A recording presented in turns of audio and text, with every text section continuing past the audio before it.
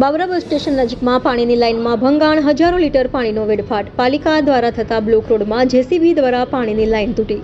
Bus station નજીકમાં આવેલ mall પાસે થઈ રહ્યું હતું બ્લોક રોડનું કામ. હજારો લીટર પાણીનો વેડફાટ થતાં પાણી પહોંચ્યું સિવિલ હોસ્પિટલના પટાંગણમાં. વગર વરસાદે રસ્તાઓ પર નદીની માફક પાણી થયું વહેતું. પાલિકા તંત્રની બેદરકારીને લઈ હજારો લીટર પાણીનો વેડફાટ. રિપોર્ટર પ્રતિક કારિયા, ઇન્ડિયા 24 ન્યૂઝ, બાબરા.